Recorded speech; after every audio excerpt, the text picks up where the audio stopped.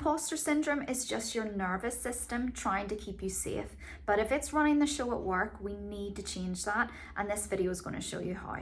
When I say imposter syndrome is trying to keep you safe, what I mean by that is your nervous system, for whatever reason, is stuck in fight or flight mode. And it therefore sees any change or being visible as a risk.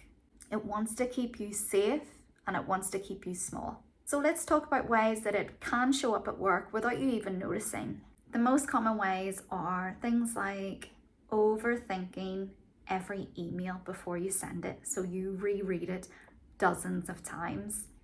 Another is not speaking up in the boardroom or during a meeting because you feel too vulnerable to put yourself out there and risk all those faces looking back at you and perhaps judging you if you get something wrong.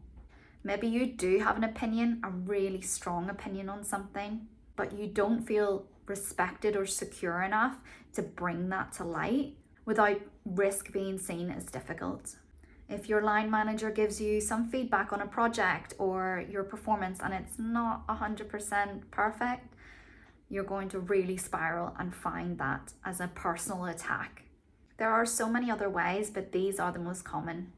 So now we know how it can manifest itself in the workplace or through your work identity. Here's 3 proven ways you can work with your nervous system and not against it, so that you can feel confident to speak up, you can close your laptop without feeling guilty, you can take constructive feedback and know that it doesn't make you any less of a person, and you can also feel safe in being visible without feeling vulnerable.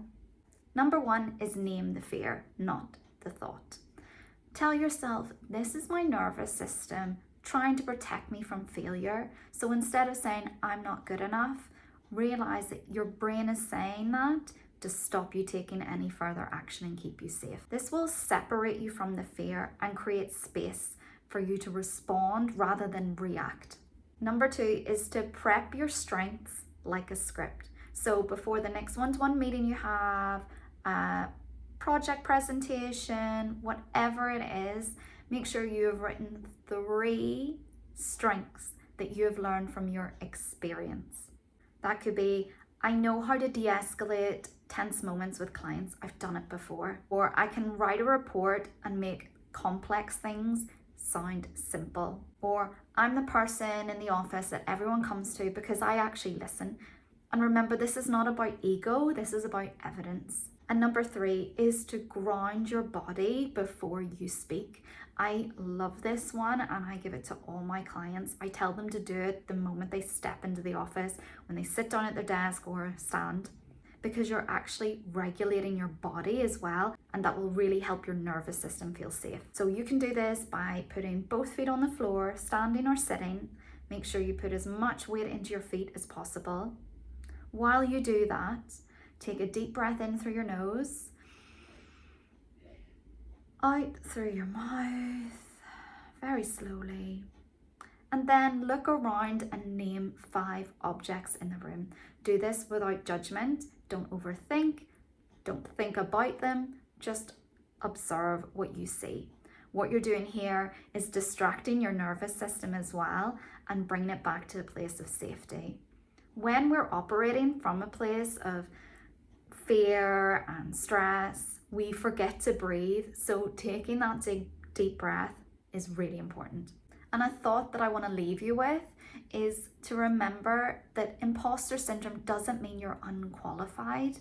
It usually comes from spending so much time trying to sound like someone else that you've forgotten who you are.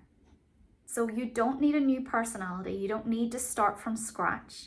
You just need a nervous system that feels safe with being seen, and everything else will then follow.